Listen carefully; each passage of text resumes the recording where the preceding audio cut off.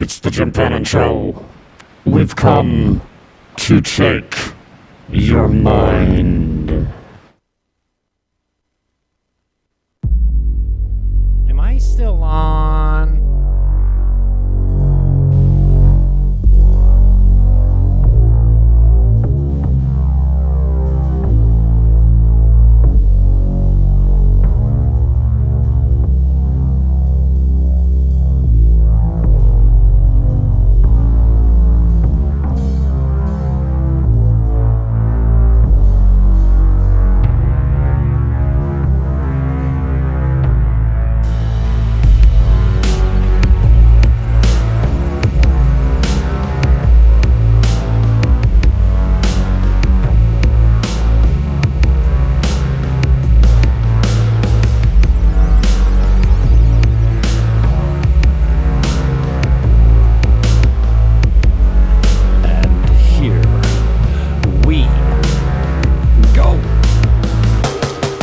Denny is my guest. Canceled stand-up comedian, podcaster, content creator, and former host of the Food Network. Buckle up and welcome aboard.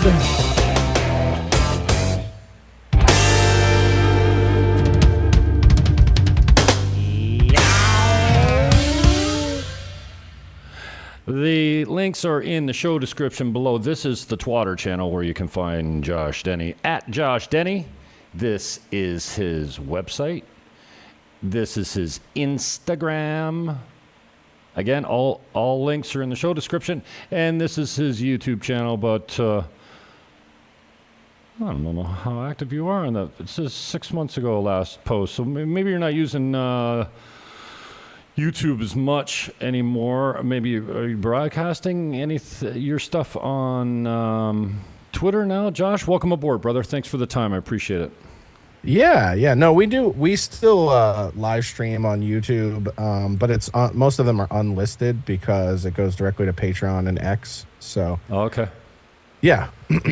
But as far as uploaded content, no, I don't really put a lot on YouTube. There's not really a lot I can put on YouTube. No, it's, this constant cancellation, it's so fresh to see that, Elon's come full circle and kind of given us a place where we can, I just got my Twitter account back today at 3:00 for telling a local politician, not a local, Jagmeet Singh, I call him Jughead.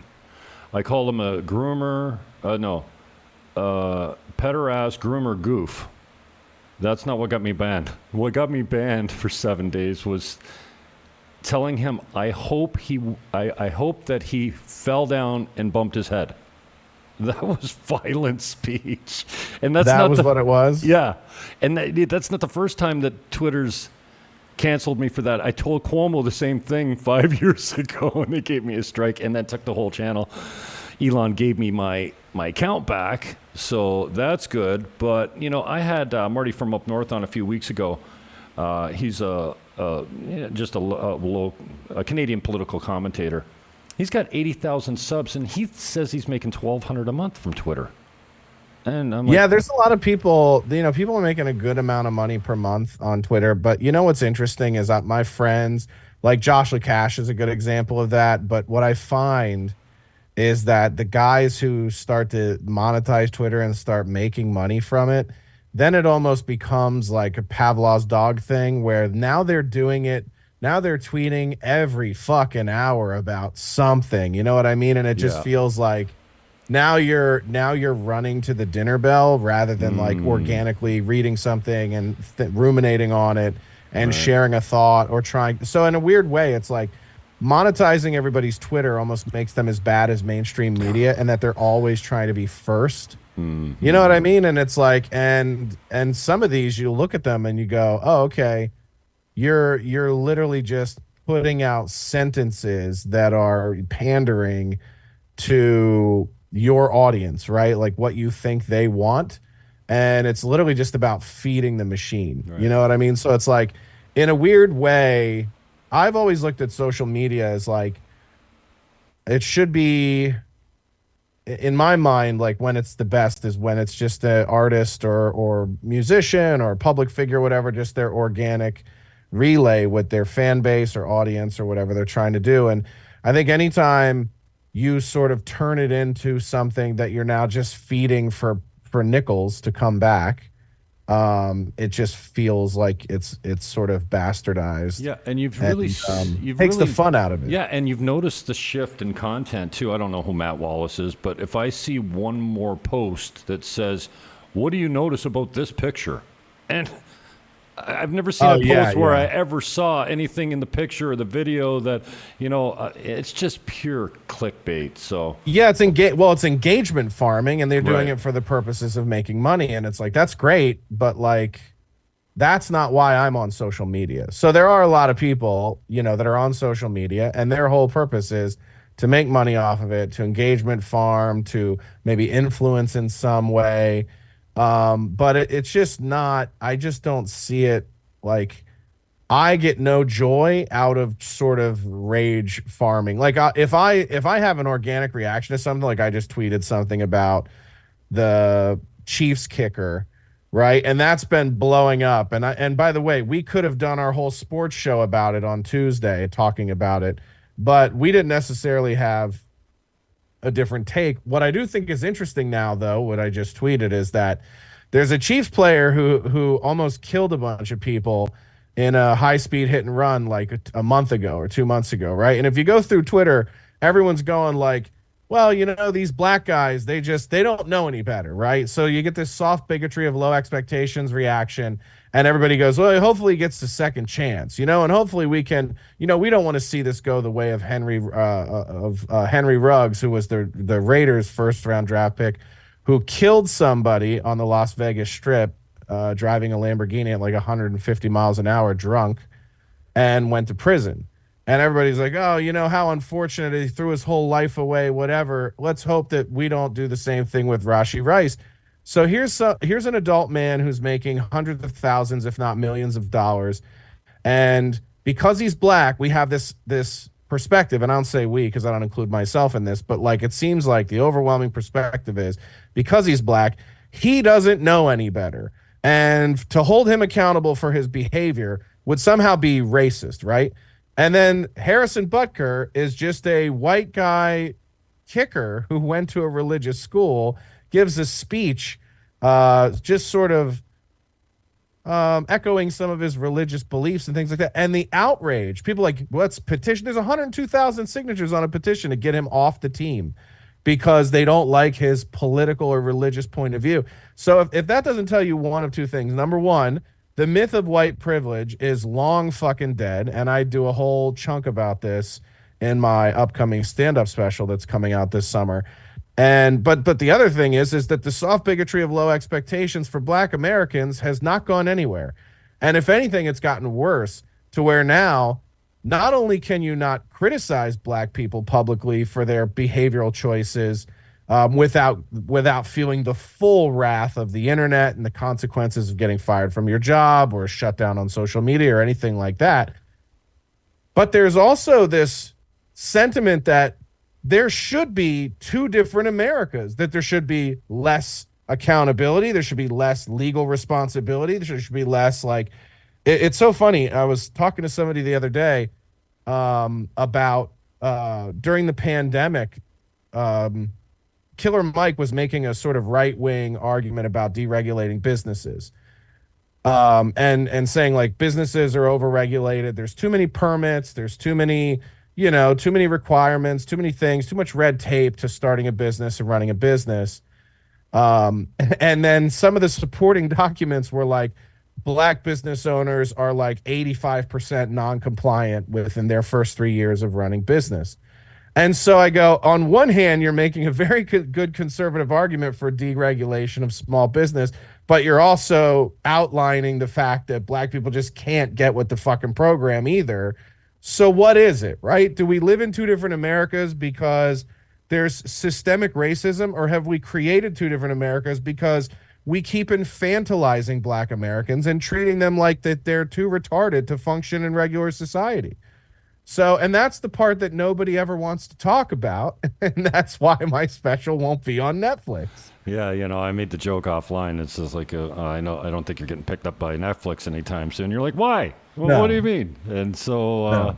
talk to me about your struggles in that area. I know you've been, you did some touring with Gavin and stuff like that, and haven't done a show in a long time. So, tell me about, what you got coming up, but more importantly, what you're fighting against to get your word out and just make some money. I mean, you do this for the money, right? Yeah, no, I do it because I love it, and I hope that Okay. there's money. Yeah. I think there's a big difference, right? Uh-huh. So, it's the only thing I want to do. So when you decide I'm going to do this thing, come hell or high water, then I'm going to have to figure out how to make money at it. That's where it gets a little trickier. But it's been a very good year. I've been came off the road with Gavin and Anthony. Obviously, Anthony had a heart procedure done in the fall last year that kind of put the kibosh on any touring, and has underwent some pretty significant life changes. I don't know if that includes him getting back on the mic and doing more stand up down the road. We haven't talked about it, but I think at the end of that run, everybody was kind of exhausted. And the other thing that is exhausting about the way we had to tour with the three of us is the nature of it, like not being able to announce venues, not being able to tell people where we're going to be, having to announce the day of, having the mayor of a city shut our show down, and then having to sue that city and having to settle out of court with them for basically violating our First Amendment rights. So when you're out there with other high profile shit stirrers, it makes it a little bit more difficult. I don't have nearly those problems when it's just me touring myself. I think I'm still small enough to where, that's not really been a problem. Venues will still get harassed when I'm there because I have plenty of detractors, but nothing to the degree of like, this man has been labeled a terrorist by foreign governments, so he can't be, you can't allow him to speak the way that it has with Gavin. And of course, Anthony's big serious blow up was very, very high profile. And so touring is not as hard for me on an individual level as it is for the three of us, but being able to navigate that and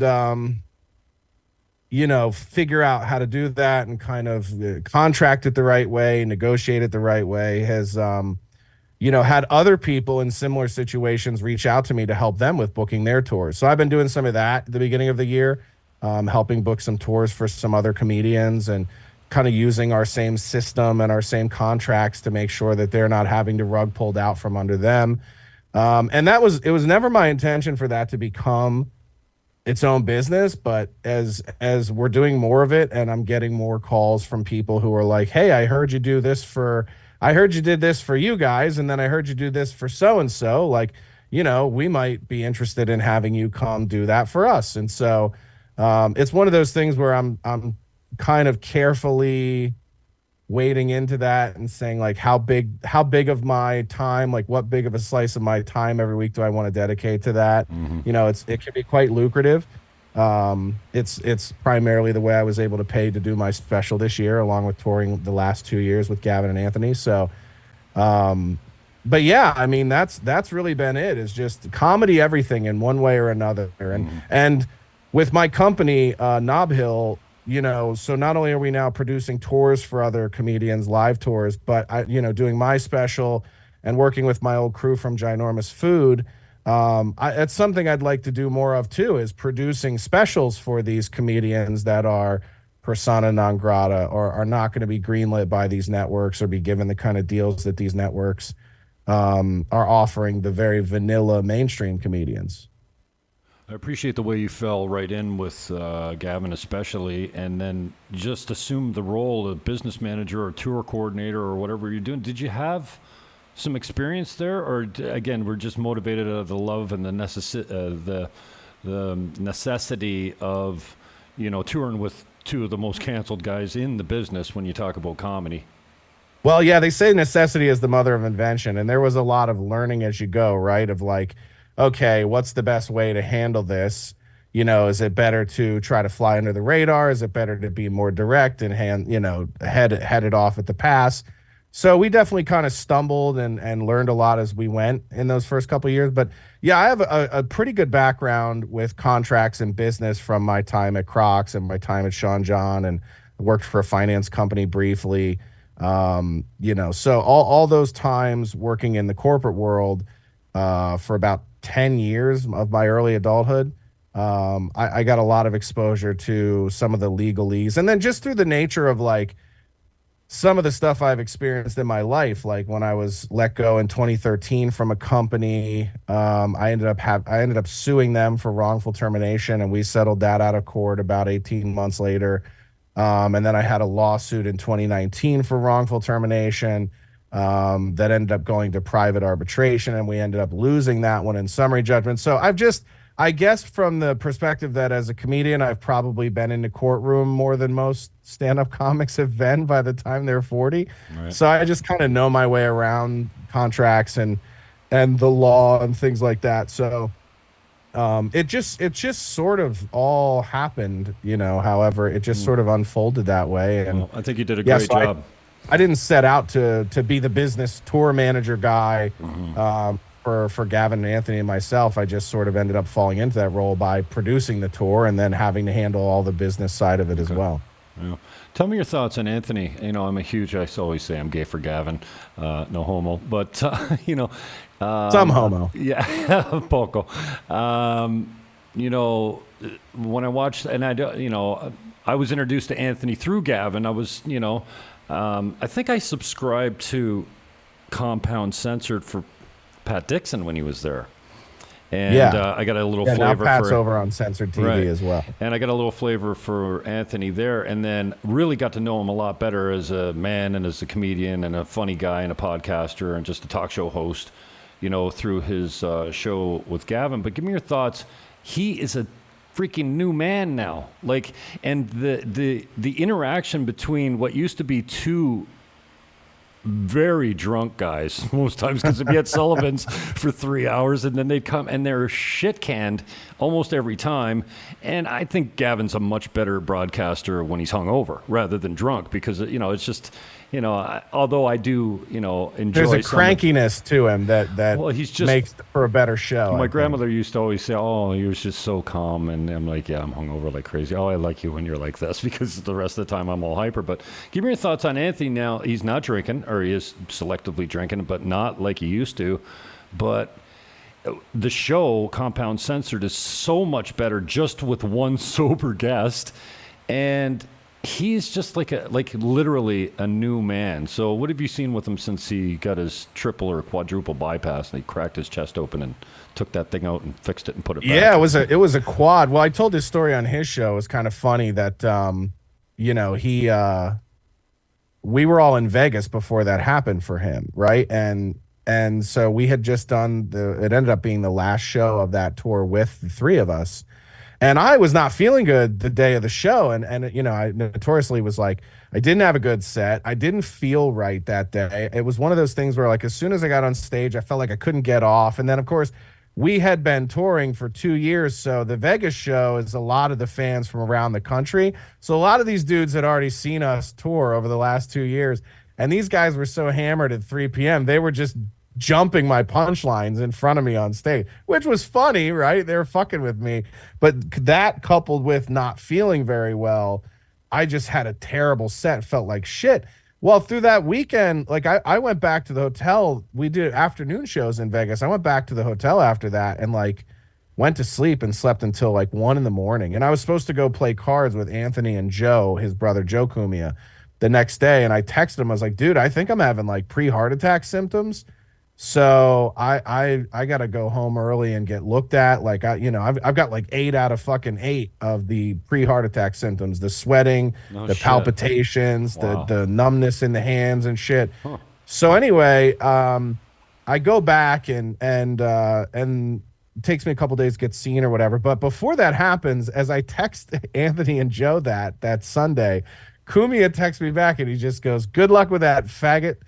And I go, that's so funny. And then come to find out, like within 7 days, he's in the hospital getting a quad. Wow. So when I did his show like a week or two ago, I reminded him of that. I go, yeah, that's kind of funny because I'm the overweight one. I'm the one with the bad heart, supposedly, right? Mm-hmm.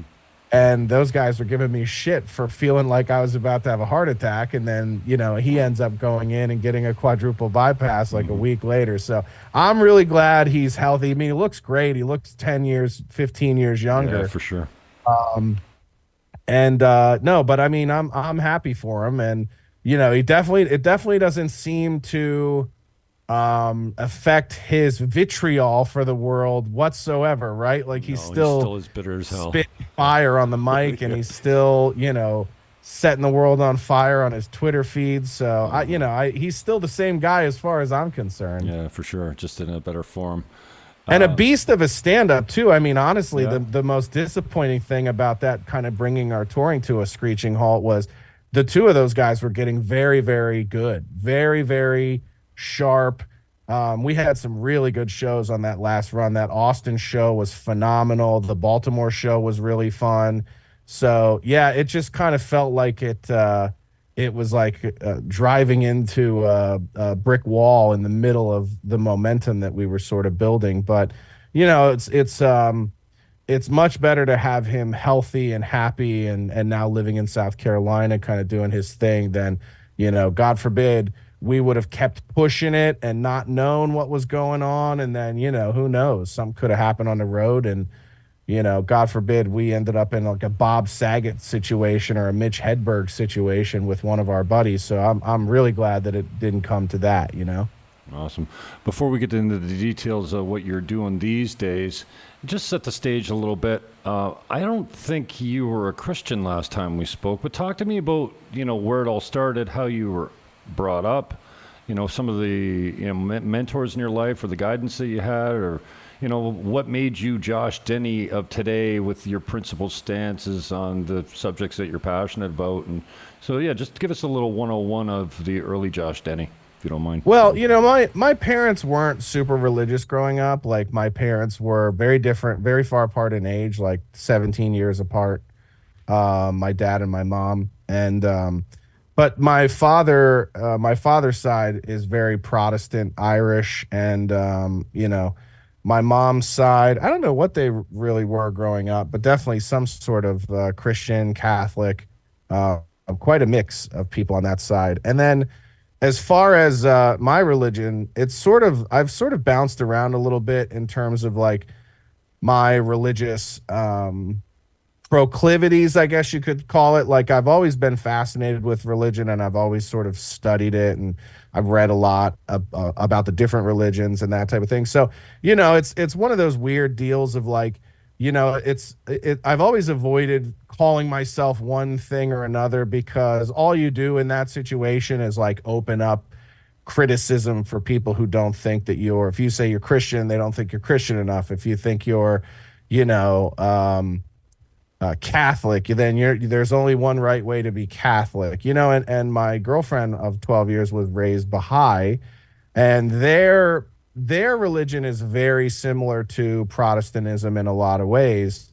So in a weird way, I guess my religious practices are kind of a hybrid of those two things, where I sort of take a little bit of both of those religions and kind of smush them together. But yeah, I mean, I think I've gotten a lot more religious over the last couple years just because of the way that my life has unfolded. And I think it would take tremendous ego for me to take all the credit for the way that it's unfolded, and not believe that it's some sort of divine purpose or some sort of divine intervention that is kind of guiding that path. And when it feels like so many of the negative things in your life happen to later lead to very positive things in your life, it's impossible to feel like that's coincidental. It's impossible to feel like, well, I'm just lucky, or that was bad times and this is good times, and it's completely chaotic and random. I don't think that life is that coincidental. And so that's when I really kind of changed my thinking. It's sort of what altered the way that I looked at things, and I think got me a little bit more religious in the way that I sort of think through my life. So tell us about your struggles with the cancellation. How has that changed the way you broadcast and your strategy? You mentioned you're doing some more stuff on Twitter and less on YouTube. I get it. And just off air, we were talking quickly before we went live there. I had a channel that was doing 1.5 million views a month. I was making some decent money actually from the YouTube channel, and it blew up. And I, purposely tried to get it to be monetized, and then I think I put coronavirus in one of my show titles as I was uploading Don Cherry's podcast, of all things. I was totally ripping off his stuff. I got smart, right? His interview with Tucker Carlson blew up, and then I started clipping his Spotify screen recording on my phone and uploading it to YouTube before he did his first show. I had it on my YouTube channel, so it just blew up. And then after he did a show about coronavirus, I put that up, and they just took the whole channel. No strikes, nothing, and gone. But then after 15 or so appeals, 3 years later, I was, I obviously in the Dominican Republic, and, when I'm on my phone and I need to lay flat on my back, because, I was suffering really bad from sciatic, I go to my bed and just use my phone, come back to the computer, everything. I had to, back and forth. And it was 5 o'clock in the morning. And I just lay down on the bed, and I got a notification. We've reached a decision on your appeal. I'm like, what? I run to my computer. I pull up the thing, and my channel's back.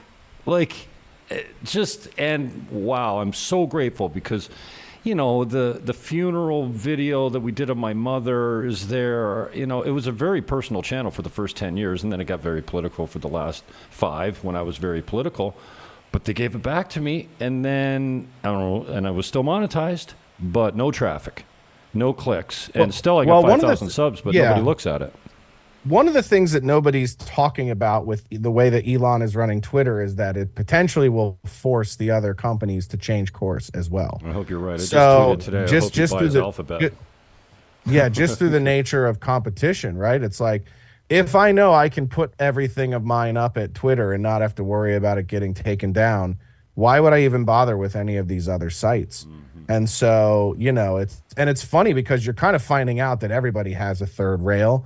You look at all the stuff that's happened with Daily Wire and the anti-Semitism and firing Candace Owens over you find out that they're as pretty hypocritical about free speech as the rest of them, right? So they just have their thing, and YouTube has their thing, and everybody has their thing.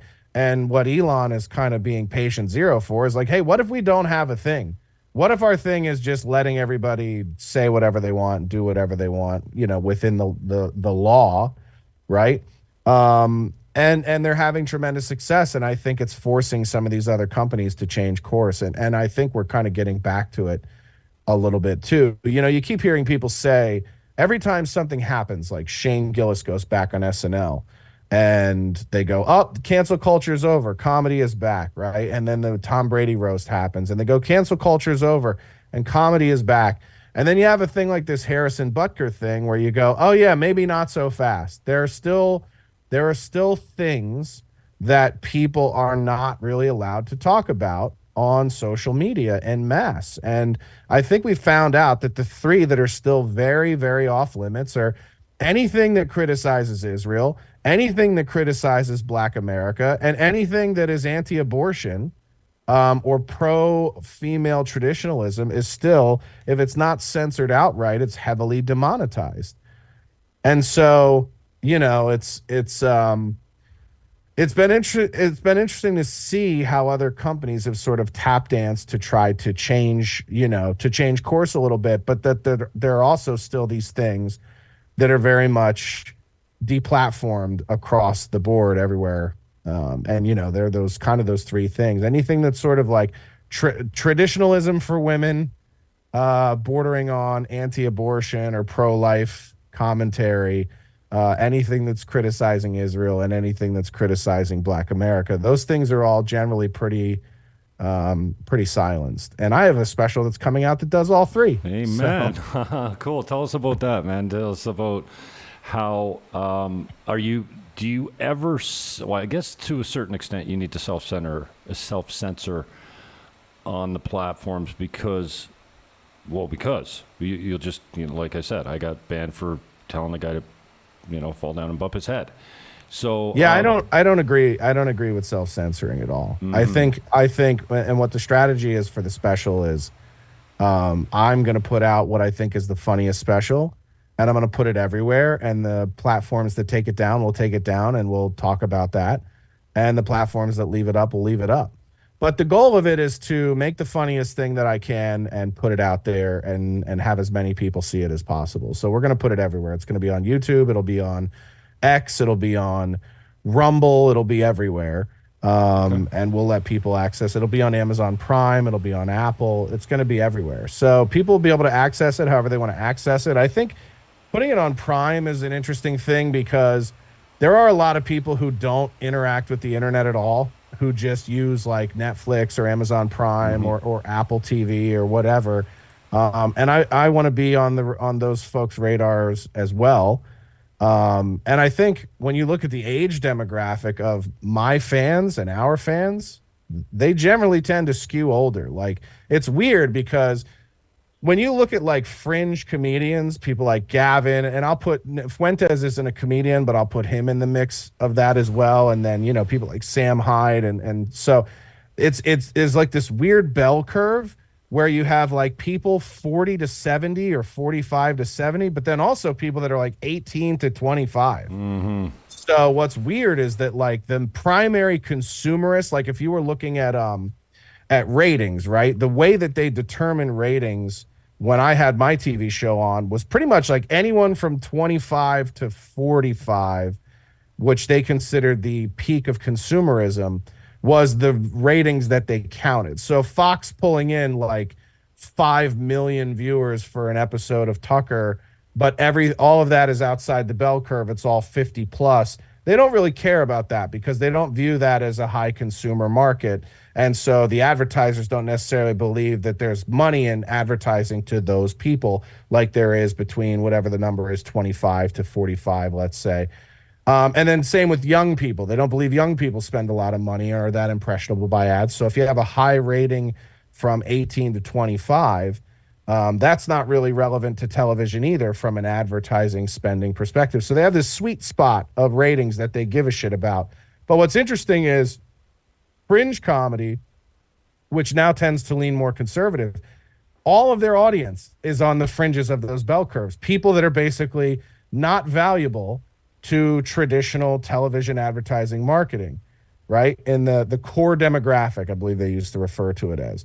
So when you think about that, it's like, well, those people still buy tickets. Those people will still come to shows.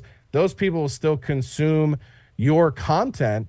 They just don't necessarily have value to advertisers. And so that's why it's almost sort of like antithetical to think that comics like us should be on Netflix or should be on these major networks because we really are serving different audiences. Yeah, I think you hit the nail on the head here. We're starting to see some wins both in government policy, elected governments. I think we should put Trump in that comedian that bubble as well. Fuentes is hilarious, and yeah, I was gonna say Fuentes isn't a comedian. He doesn't set out to be hilarious. He's just got unbelievable timing. And I was never a Trump guy. Like when the guy came in, I had but I started watching American politics, and then the more I watched him, he is a stand-up comedian. His timing is impeccable. I'm sure he's trying. It's a performance, but I think, you might be the new canary in the coal mine, with your special, because it's going to be controversial. It's going to be prone to be censored. And if you're on mainstream platforms like Prime and like Netflix, I think you're going to have a lot of content and discussion. Well, I hope you have none, but I think that you're going to have a lot of content to see which platform is the first one to warn you or let you go or completely delete the content, and in what order that happens and for what reason. So I think you might be the new comedic test as far as what's acceptable on the mainstream platforms. What do you think? Yeah, in a weird way, you almost hope that someone kicks it off, because if not, then I really haven't done what I set out to do, which is to make something that is not safe. You know what I mean? So I do think that I'm certain it will get kicked off of certain platforms. I couldn't tell you. I couldn't predict which ones. I would assume YouTube first because they are the most on top of that with Right, AI the and bots. everything else. So I imagine that'll be the first place it gets struck down, which is not a surprise at all. But the interesting things will be like Apple and Prime. Like, do they jump in and do they take any action against it? And we'll have to wait and see. That was the idea, and obviously, I think we'll probably put it on censored TV as well, as sort of a thank you to the fans over there who's Okay. helped finance it by supporting the tour for 2 years. So I'm thinking, and kind of what I'm planning on as I'm editing this thing is there's going to be a lot of different ways for it to be consumed. So there'll be an hour special that's kind of like a film with stand up inside of it, and that'll be probably about 50 minutes to an hour with maybe 40 minutes of stand up in it. And then I'll probably release a full length album, which will be over an hour of just the material that from the set. And then we might do something cool for censored viewers that might be like a full director's cut, like 90-minute version of the Cool. special where they get a bunch of extra footage and stuff like that. So Well, I'm glad it's to really hear going to you- depend on once I get in and start cutting and editing and moving things around in there, then I'll have a little bit better idea of like the good, better, best offerings that we'll do it for. But yeah, I really want it to be something that kind of challenges what people sort of expect to see with stand-up special. One of the things I loved, they've kind of gotten to the point where they're just stand-up. Like a special is just like the person's name, and then here's them doing comedy for an hour, right? One of my favorite specials of all time is Zach Galifianakis's Live at the Purple Onion. Right. And what I like about that is you get a little bit of a taste of everything that Zach does. So you get a little bit of, he's doing an interview as a character that he does as his, twin brother Seth. And you get a little bit of behind the scenes, and then you get a little bit of comedy, and you get a little bit of improvisational comedy with the crowd and crowd work and going back and forth. So I feel like that special is one of the best sort of introductory specials of a comic, to where if you never knew anything about Zach, you watch that, you go, okay, I get how this guy is funny in all these different applications, and this would make me want to pay money to go see this person. And so that's what I think the special has become. I don't know that comics are necessarily looking at it that way, in the sense of if you're putting something out, like, how do you get these people to want to see all of the things that you do, right? Because there are people that will watch Shane Gillis' special and be like, wow, he's phenomenal at stand-up. But unless you're in the world of podcasting, you have no idea that he has a hilarious podcast as well. And maybe there's some funny clip or something from the podcast that you could have included as a behind the scenes or an insert or something like that. So I just think how comedians are funny today is very different than it was in the 90s when it was like sitcom stand-up. Now it's stand-up, podcast, short films, sketches. So I think if you're a comic and you do a bunch of these different things, you should try to showcase as many of those things in your special as you can. And that's just an approach.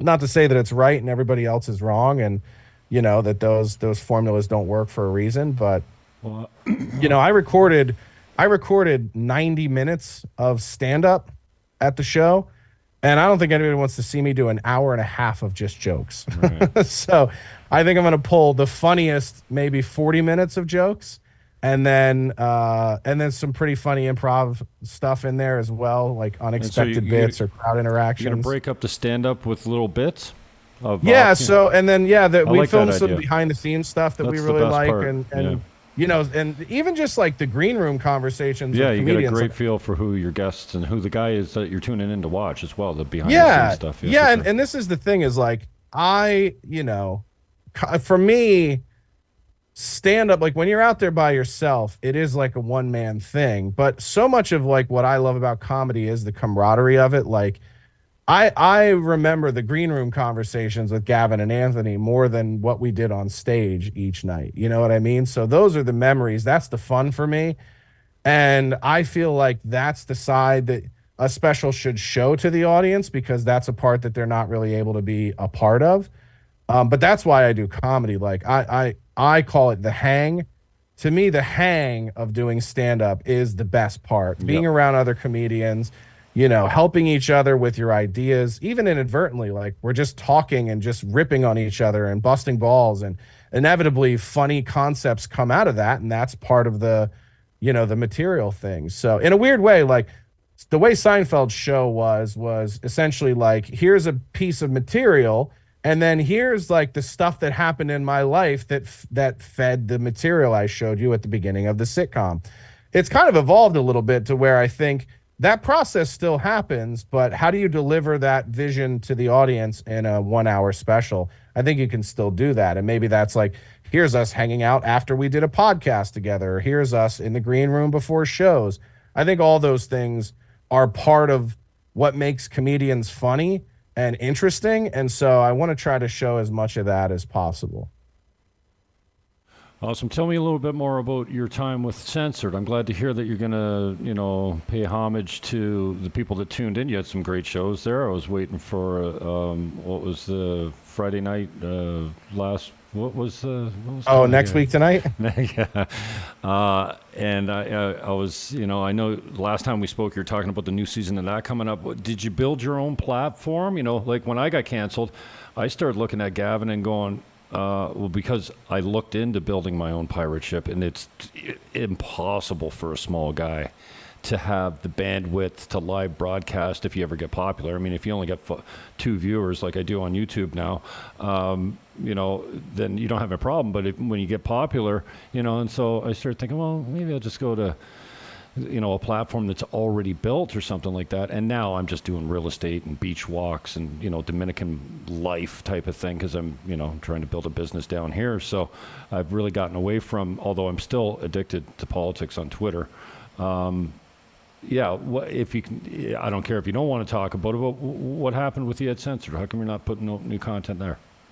Yeah, well, it's not really, there's nothing controversial about it whatsoever. I mean, Gavin took the sports show kicking and screaming from the very beginning. Oh, did he? Okay. You know, and our pitch with that always was, hey man, I don't want to do, you know, next week tonight, everyone loved and it was really well received over there, and Gavin liked it. But at the end of the day, it was just way too much production for me to do by myself. Like I was spending probably 20 to 30 hours a week writing, filming, editing, doing post-production on that show.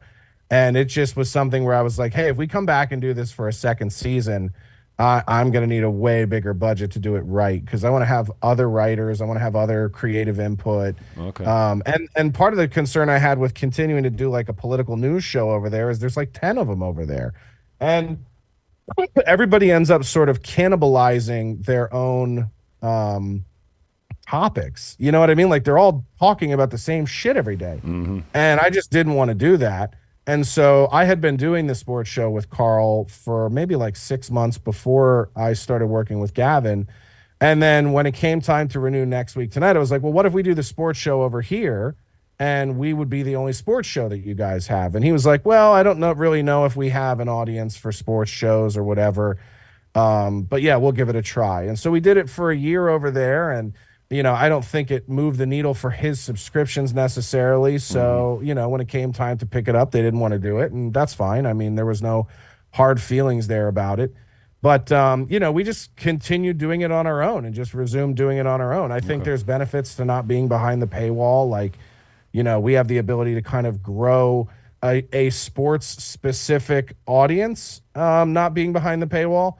So what's nice about that is we've seen steady growth with the show. I mean, we had a couple weeks ago when we had Vito Gesualdi on, we did a show like in the middle of the day on a Tuesday. We had 1,500 live viewers while we were going on that show. So, you know, the numbers have picked up pretty well. We're averaging about 400 live viewers, and we generally film at like noon on a Monday or a Tuesday. So I feel like we're doing pretty good numbers with the lives for the time of the day that we do the show. And then the downloads of the podcast and everything have just incrementally been increasing. We've only been doing it now for, I think, 8 weeks.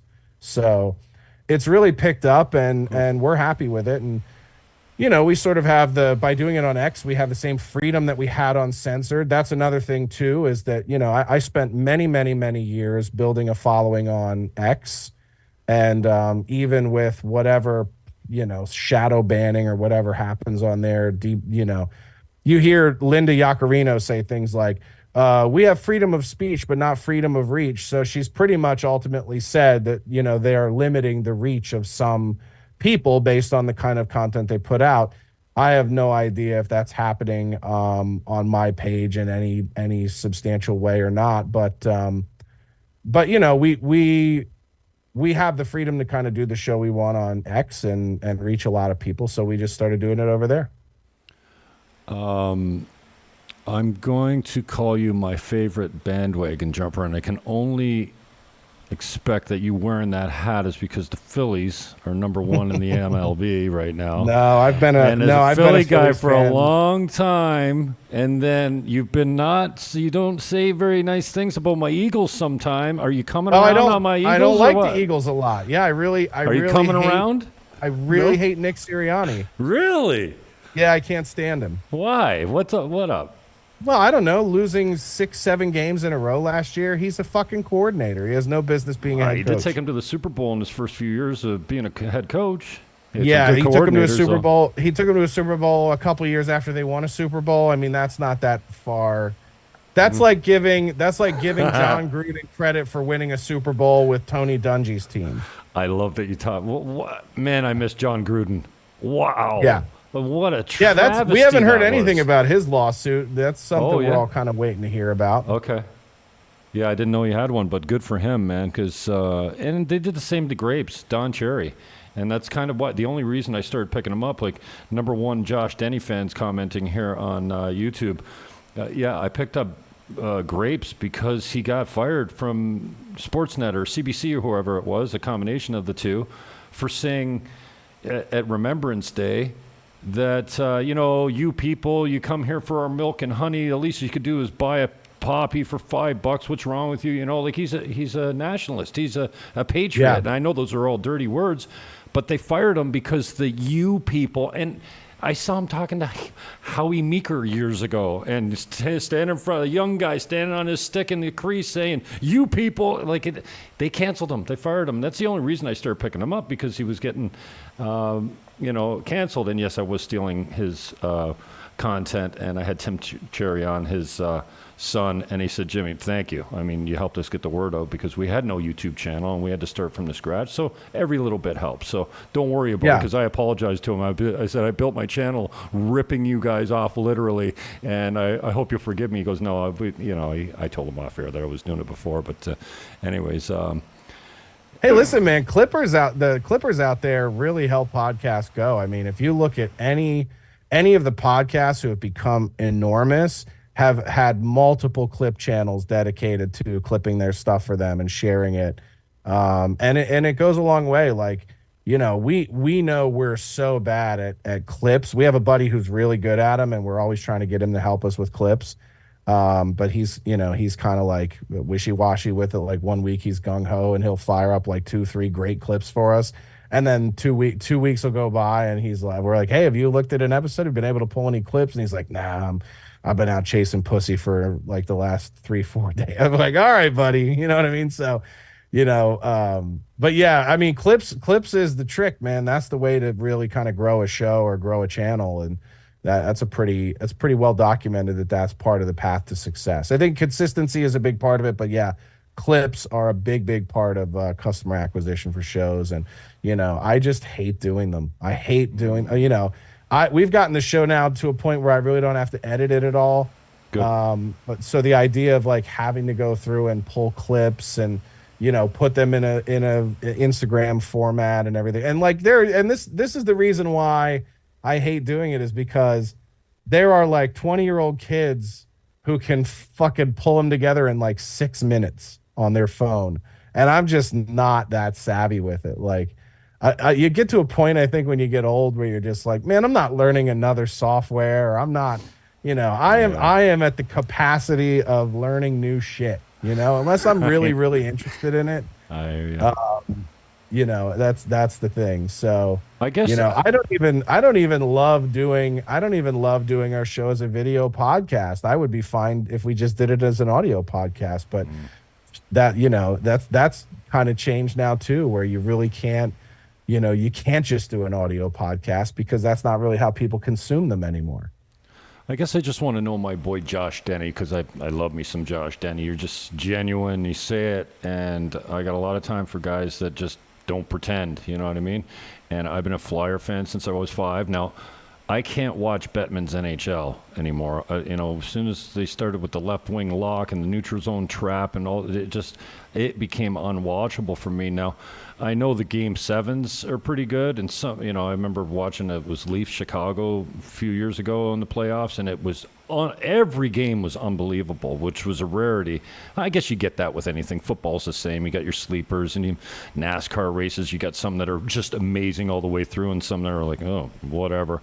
You know what I mean? So, Flyer fan. Then I just morphed into, because of my loyalty, I think, because I was a Flyer fan. When I started to finally look, I was a late bloomer. All my Italian friends at Catholic school in St. Catherine's were watching Monday Night Football in grade 6. I didn't really come into it until, I don't know, high school or maybe even after. And when I saw Randall Cunningham and the Philadelphia Eagles, it was perfect. And I've been an Eagles fan ever since. Never been much of a baseball fan, but you think the Phillies got what it takes to, I mean, last year they had a pretty decent team too. So they got a good roster. I guess this year they're number 1 in the league. So. Yeah, the pitching is really what's different. I mean, their hitting was great last year. They got hit with the injury bug last year. They're getting hit with it a little bit now again. But 2 real big differences this year with the Phillies that I think makes a world of difference is the bullpen and the starting lineup of pitchers light years better than it was the last 2 seasons. And then some of their prospects, who were guys that were expected to be contributors, are not just contributing, but they're kicking ass. Like Alec Boehm and Bryson Stott. These guys are absolutely coming on. They're probably like a year or 2 ahead of where people thought they would be in their development. So, Alec Boehm went from being a guy who was caught mouthing the words, "I fucking hate this city," 2 seasons ago about playing in Philadelphia, and people thought it would put him on the trade block, to now he's like one of the most beloved star players of the team, and he's hitting .328 this season. Wow. So, it's the big question is just going to be, can they stay healthy, and can they 331 regular season right now for Alec Boehm. And the question is, can they stay healthy, and then can they get deep into the series? I mean, they lost pretty heartbreakingly, what was it, 2 seasons ago and last season. So, I think they're getting closer and closer and closer, and hopefully this year is the year. It's been a pretty long time. It's 2008 since they won a World Series, so we're getting close to 20 years here since they put one up. Who are you watching these days? Like I'm not a regular caller, but a semi-regular caller to Gavin's show. Usually I run a bit. I take one of my comedy bits, even though I'm not doing stand-up. I definitely have some comedy bits and just let him roll with it. It's hilarious. And the interaction, the funniest parts of that show, and I called last week and, just expressed my gratitude, because it's one of the, I go through my phases. I watched everyone for a long period of time. I was a Crowder fan for a while. I was a Rogan fan for a while. Even Ben Shapiro I watched for a while on the regular. And Gavin's the only one that truly makes me howl. Like just the way, and the funniest bits are not the bits that he's running. It's the interactions with Ryan. It's just like him shaking his head or 100%. bursting out laughing or whatever. Like that, I find myself rewinding to watch over and over and over, and killing my lying flat on my back in my bed, killing myself laughing. And I know my neighbors are thinking, what the hell is this kid up to, man? Well, yeah, I was going to say, I watch a lot of Gavin clips because for the same reason you said, almost all the funny stuff to me is like, I really... the covering news stories and current event stuff, I just like start to go, I got real like, it makes me yawn, and I just start to tune out with it. But I love the stuff with him and Ryan. I love the recurring bits, like Indian Joker face stuff is always very funny to me. All of it. just some of the recurring chin bit that they've done for the last like 3 months now or whatever. Like I love stuff like that. But yeah, the interactions, I'm with you. The interactions between him and Ryan, the funny stuff between him and Ryan, to me is what makes the show so great. That is the special sauce. But as far as like comedic stuff, I really don't watch. I don't watch any comedic podcasts really for the most part. Like I'll watch Anthony depending on the guest. I'll watch Gavin clips with Ryan because I'm really just trying to cut to the funniest stuff, and then even like Rogan podcast. I seldom watch a Rogan podcast where he has a comic on. I'll watch like the scientific ones or whatever, but yeah, I just really don't. I really don't consume a lot of podcasting anymore. I went through a period of time where I did, and but in a weird way, like so much of the podcasting world has become so meta. Like it's just talking about guys on podcasts talking about other podcasts, and it's just fucking it's mind-numbingly boring if you're not into that world. So I'm like with you in that department. I came up in broadcasting, on terrestrial radio, doing a political talk show for the most part that had guests and stuff like that. And, I was the first at the radio station ever to bring a live band into the production studio to do live bumpers in and out. So that became really cool. And all my friends are musicians in Niagara. And it wasn't long after coming to the DR that I got really bored of doing that political topical show. Like I'd have all the links and all my opinions on all the subjects and just roll. I could roll for a couple hours doing a monologue or just talking about news stuff, newsity stuff. And I just, and I always, I like doing this stuff. Because I think people care about like who Josh Denny is as a man. Maybe you don't do many long form interviews where you talk about your faith and the struggle or sport, all of it. And lately I just been like, I don't do Jim Fannin shows anymore where we talk politics.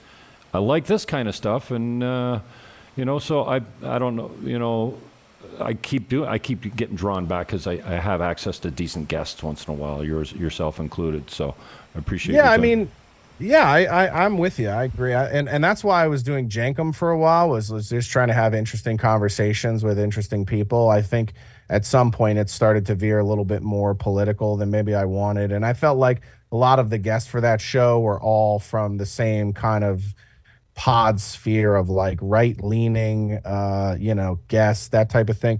But I'm with you. I think like, to me, podcasting is only enjoyable if one of two things is happening: is if I'm laughing about something with friends, or if I'm interviewing somebody that I genuinely think is interesting, or that I'm curious about. So, and with Jankum, honestly, it just got to a point where there really weren't a lot of people left on that list of people that I were interested in interviewing or curious about or wanted to, know more about or anything like that.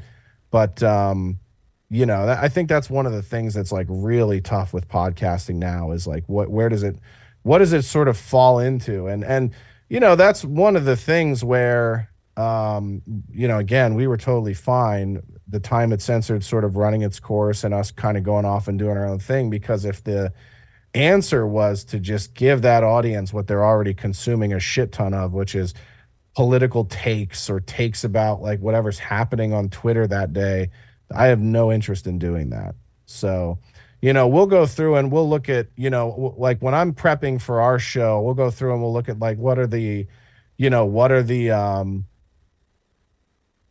things that are trending and people are talking about? And then immediately we're like, what is the thing that nobody is saying about this? So like, what's a funny take on it or whatever that nobody else has thought of, or that's silly or that's ridiculous? And, so like when Rashard Mendenhall was like, there should be a racial Pro Bowl. It should be whites versus blacks, and then who are the teams and who would win? So we had some fun with that. So we sort of like, we try to look at sports and say, what are the things that we can say about this topic that nobody else is willing to talk about? Like, how much money would it take for you to fuck Caitlin Clark? Probably a lot more than she's getting paid to play basketball, is what I would guess a lot of people would say. So, those are the kind of funny things that like even Pat McAfee can't do on his show that we want to try to do on our show that, makes it stand out a little bit and makes it fun for us. So I want to keep you on time. We're getting up to the top of the hour here. What are you focusing your energies on now, other than obviously you get the special, so that's probably consuming most of your energy now. But moving forward, what are your babies going to be? Yeah, really just the production company, whether that be more live tours for myself. And we're planning on going on the road. I think Carl and I are going to go on the road and do a tiny room tour, which are going to be like really small venues, really limited capacity, maybe like 30 to 50 people per city, as I'm working on the new hour. And so I think we're going to do some of those, maybe starting in July, do July and August. And then, yeah, just the continuing to do live events for myself and other comics. And then, maybe looking at producing some specials for some other people that I really like, that I think are funny, that, are due. Cool, man. Lots of love to you. What can we expect? We got the logistics of what the special is going to look like, but what can we expect from this special as far as content, or what type of audience might enjoy it, or give us a little tease? Yeah, I think if you liked, the comedy of the early 2000s, the late 90s, the Patrice O'Neills and the Greg Giraldos of the world, I think if you're an O&A fan, you'll love the special. If you're more of a modern comedy fan, I would say buckle up, because it's definitely gonna shock you based off of what's out there on Netflix and Amazon and all these other platforms today. All right, brother, I love you. Let's pick you up again soon. Maybe after the special comes out, we can do a little post analysis and have you on. Are you doing many of these interviews like this? Not leading up to it, but I have a bunch that I'm sort of scheduling around. Part of it's been, originally we were hoping to have the special out Memorial Day. Now I think we're going to push it back to June, maybe 4th of July at the latest, I think is when it will come out. So I'm kind of targeting that. I like the idea of releasing it on a holiday weekend, because I think the likelihood of word of mouth and that type of stuff happening is better. That could all just be in my imagination, but I like the idea of releasing it over a holiday weekend. So maybe we'll do 4th of July weekend, but I don't know. Something might happen. Like, here's the interesting thing about it, and what I've had to kind of make peace with is, there's some pretty specific content in the specials. So there might be something that happens that we don't know about, but something in the news that could happen where I'm like, I have to release this now, because what's topical in the special just became all the more topical because this thing happened in current events. So it'll probably be done in the next, 3 to 4 weeks. And then when we release it beyond that could depend on, the volatility of politics or whatever happens in current events, or it could just end up going out on 4th of July weekend. We don't know yet, but all right, it'll be somewhere in there. On the way out, who's your football team now, and what's it going to take to make you loyal and come back to the Eagles? Obviously, if they win the Super Bowl, you're going to be wearing an Eagles hat, right? No, I mean, yeah. I mean, I can't imagine a situation where I would root against them in a Super Bowl, but okay. Who are you following? Who do you like in the NFL? I follow two teams pretty heavily. I'm a big Lions fan. I like following Detroit Lions because I love Dan Campbell. My brother who passed away during the pandemic was a lifelong Lions fan. So there's kind of a little bit of feel good stuff there and rooting for the Lions, because it kind of it's they're good now, and he had to die for that to happen. So there's a little bit of fun in that for me. And then I love D'Amico Ryans. I loved him as an Eagle. I love him as the head coach of the Texans. That's who I wanted for the head coach of the Eagles when they hired Sirianni. So I'm a big Texans fan as well. Love Lamar Jackson. Love the Ravens. Love Jimmy's Seafood and all the guys. We did our show at Jimmy's Seafood in Baltimore when we went out there with Gavin and Anthony. So I follow the Ravens a lot, and my buddy Michael Pierce plays for them. I met him at a Jimmy's event in like 2018 or whatever when he was a rookie, and he's gone on to have a pretty long, great career as an undrafted rookie free agent, and is a stalwart of their defense now. So I don't know, man. There's so many. I've become such a football fan that like I love the sport and who the teams are.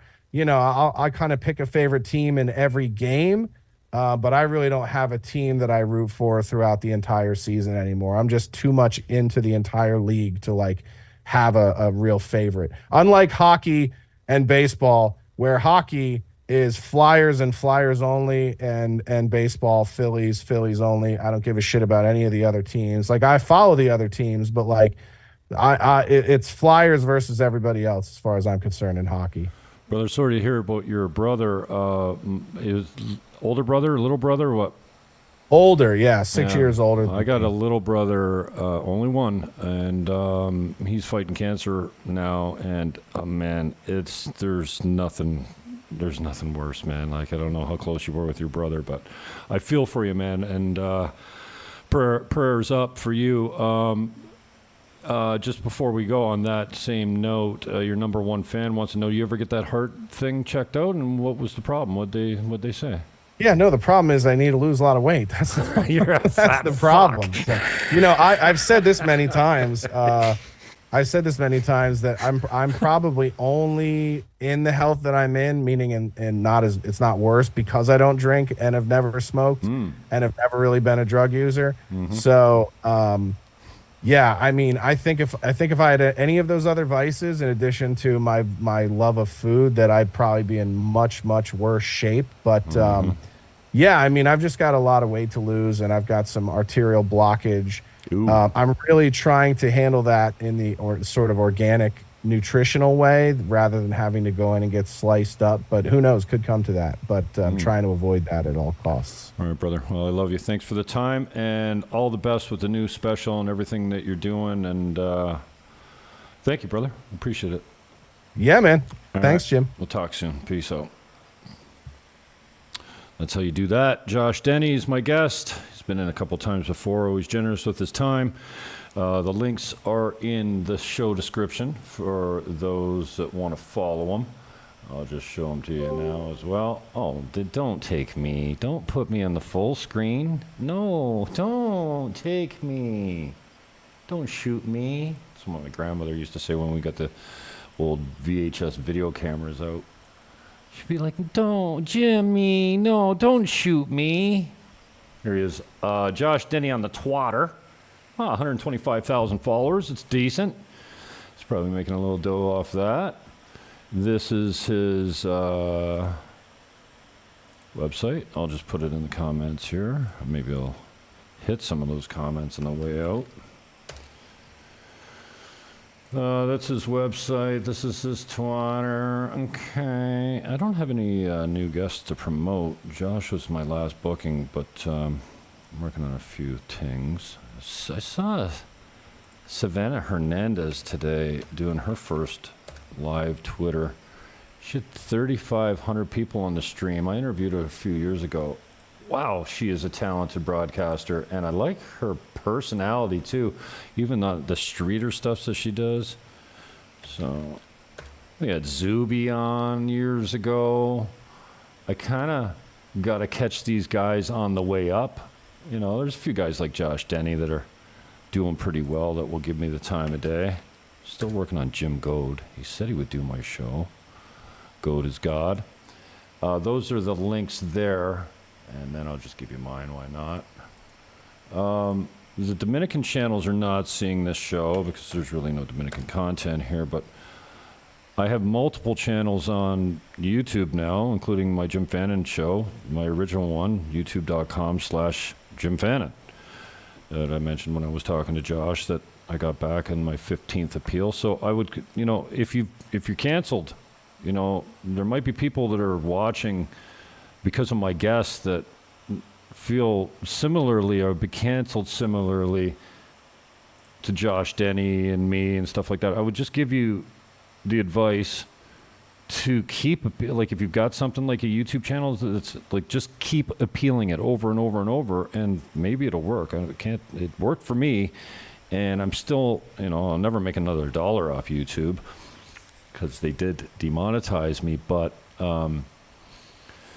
yeah, you know, it took me a long time before X, formerly known as Twitter, gave me my account back. And I'm not saying that all those tweets that I sent out to Elon with the clips of him saying Vox Populi, and if you didn't break the rules or break the law, we'll give you back. Because my account wasn't given back immediately.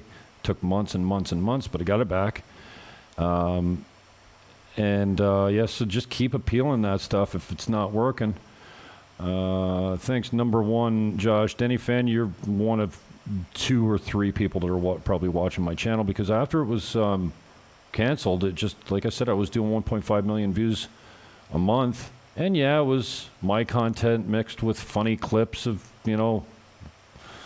Ricky Gervais or whoever was funny at the time,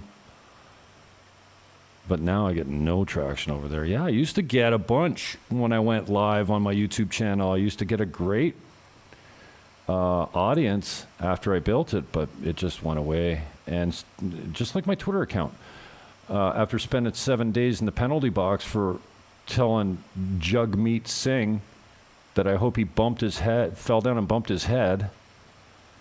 I came back after building it to 11,000 followers. And when I got back, it was 5,600. And now I just built it. I'm approaching 11,000 again. And it seems like the 10,000 mark on Twitter is where you get a little boost. Because once I hit that number, twice that I've done it now on Twitter, the reach is just so much better. But I still can't broadcast from @JimFannon on Twitter. So if you're watching this, it's because I've retweeted it from @JimFannon Live, which is one of my only accounts that will allow me to stream through OBS. I don't know about the glasses thing. Number one fan. Yes, I was stealing content. What's the plane crash? Red bar, what up? Trud Hustleman. Okay. Very concerned about heart issues. Yeah, it's no joke. I got pericarditis about 5 years ago. I went to my buddy's place and got semi-annihilated and was sick before I went to bed and called it a night. And then stayed at his place. Yeah, I grabbed a guest room. And then at 3 or 4 o'clock in the morning, I woke up feeling something was really wrong in my chest, and drove myself from Niagara Falls to the new hospital in St. Catharines. Barely made it. It's kind of stupid now, I guess, if you look back at it. My friend was pretty pissed off at me for leaving and not waking him up, but I snuck out without even waking up the dogs. And then they said, Mr. Fannon, you're having a heart attack. We're sending you to Hamilton. And then after the scope, it turned out my heart was in great shape. No scarring, nothing. I had inflammation of pericarditis. And that was long before, people that got myocarditis or whatever from a shot or whatever. But yeah, it is no joke, man. Wow. And all the whole ambulance ride from St. Catharines to Hamilton, I'm thinking, shit, they're going to cut my chest open and take my heart out to fix it? That's going to suck. So God is good. Thank you for keeping me semi-healthy. Big uglies. All right. Well, that's it for your comments. So thanks for checking in.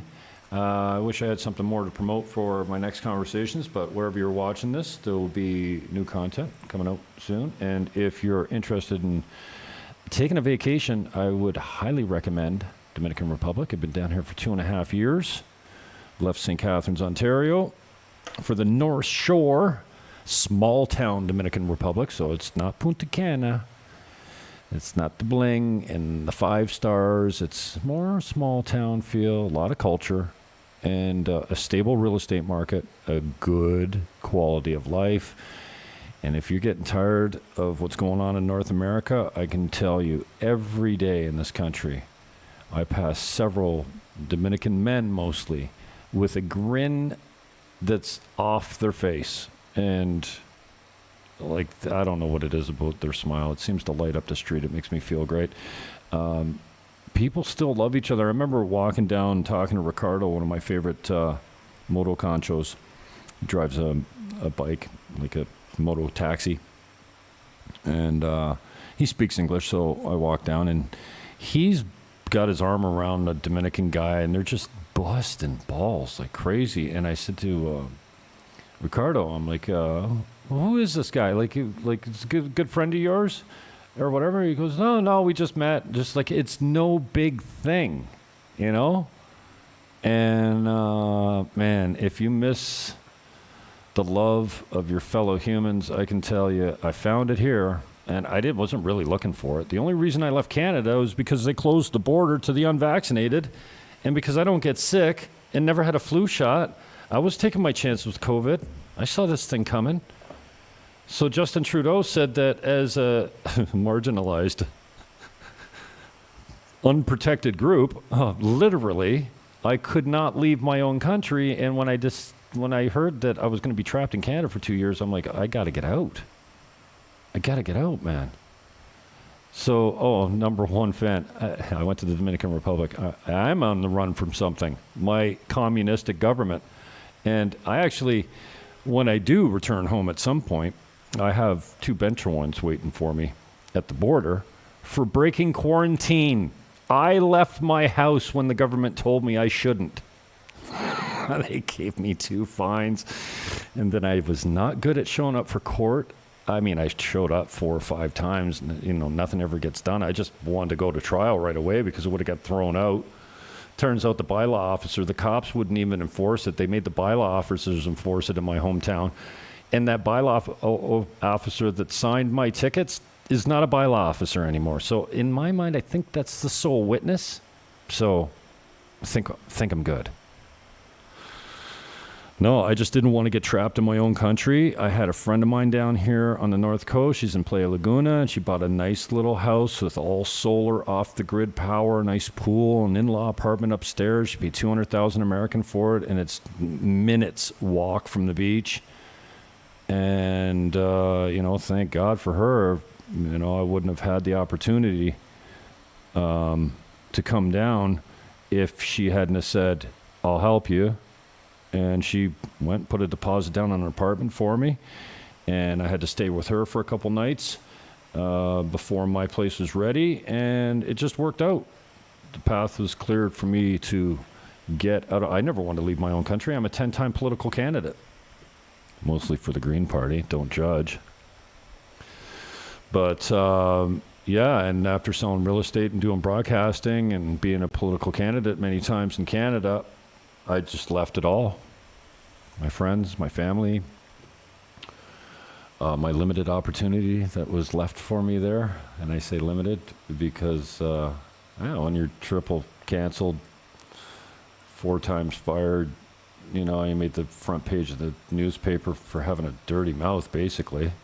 Calling people names? Seriously? Like, that's what I was canceled for.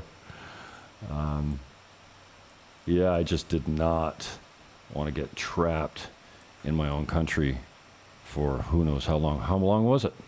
Before they opened the border. Like, I can go home now, but, I just wanted to get out of there. But, anyways, appreciate your time. Check me out on all the shows. All the stuff is in the show notes. I don't have them here, but I'm on Facebook and all those other platforms. But peace, love, hug your neighbor, and I am out.